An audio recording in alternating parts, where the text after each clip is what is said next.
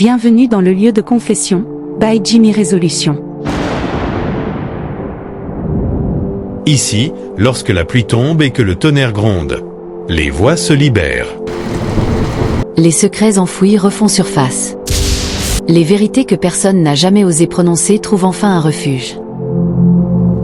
Dans cet espace, des hommes et des femmes viennent déposer leurs blessures, leurs regrets, leurs fautes, leurs espoirs.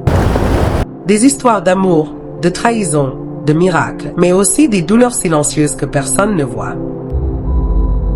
Ici, rien n'est inventé. Chaque mot est réel, chaque émotion est vraie, chaque confession est un morceau de vie livré en toute discrétion.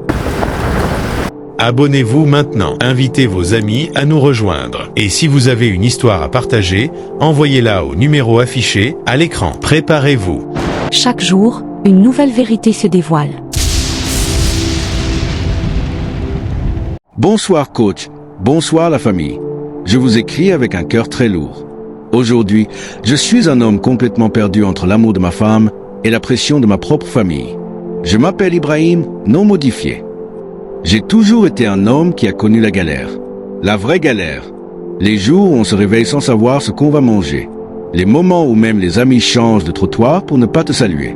Mais dans cette période sombre, il y avait une seule personne qui ne m'a jamais tourné le dos. Aïcha, celle qui est aujourd'hui ma femme. Quand je n'avais rien, elle était là. Quand je doutais de moi, elle croyait en moi. Quand ma famille elle-même me voyait comme un échec, elle me voyait comme un homme en construction. Elle priait pour moi. Elle m'encourageait. Elle partageait le peu qu'elle avait avec moi sans jamais se plaindre. Avec le temps, Dieu m'a fait grâce. Les choses ont commencé à changer. J'ai trouvé une stabilité. J'ai commencé à me relever. Et dans mon cœur, une seule décision s'est imposée. Je devais l'honorer. Je devais faire d'elle ma femme. Nous avons donc fixé la date du mariage.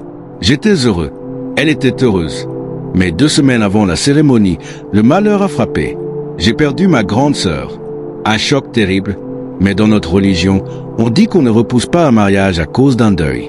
Alors 2 semaines après, nous avons fait le mariage. Pas de grande fête. Pas de musique. Juste le strict minimum.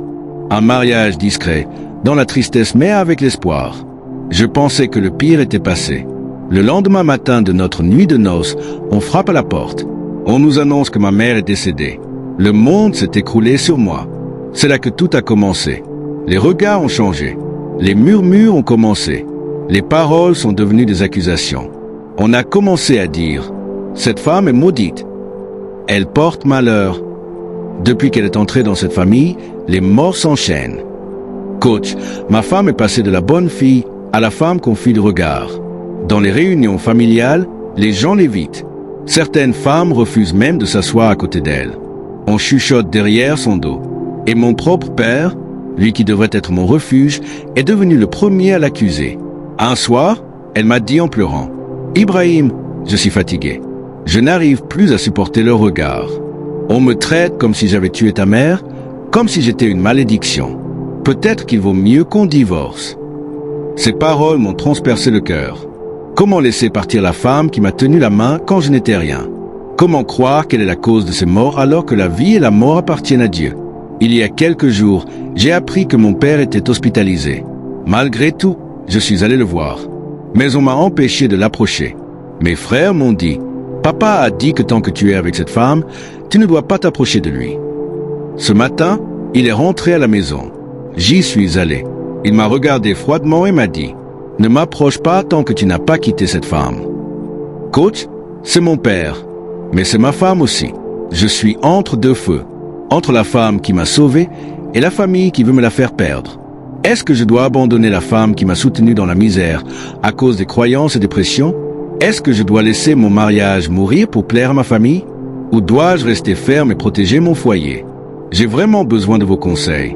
Si cette histoire vous a touché, si vous croyez que l'amour ne doit pas être détruit par les superstitions, donnez votre conseil en commentaire. Abonnez-vous au lieu de confession. Partagez pour aider quelqu'un qui vit peut-être la même situation. Tita, ogano, mbindate, atinene.